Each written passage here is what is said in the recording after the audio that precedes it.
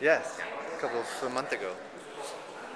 We're here at the Mobile Media World in Toronto. Next to me there's Duncan, and he's head of research here at Deloitte, and he just gave a research speech about myth busting. So I would like to know 3 myths which you busted during your speech. I don't know if I busted them, but I certainly took a swing at them. A lot of people are saying that the current sales of netbooks are, in fact, just due to the recession, that as soon as the economy comes back, people are going to change and start buying more expensive computers again. We don't think that's true. We think the netbook phenomenon is here to stay. A lot of computer users don't need all the power of the latest, greatest equipment, and they want smaller, cheaper, more portable devices to do web browsing and word processing. They don't want to design the space shuttle on their computers. They just want to go check out the Google webpage.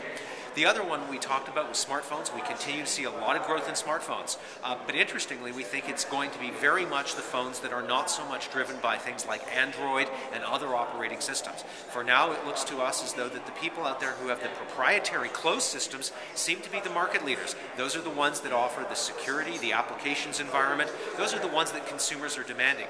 And this is probably the other last myth that I didn't even bring up in my talk, but I think it's a very important trend.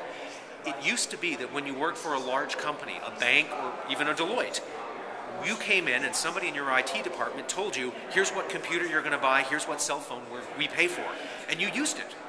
Now, employees come in and they say, I want my kind of computer, I want my kind of cell phone, and you support my device, and we are seeing bottom-up procurement. So the theme, I guess, of 2010 is going to be power to the people.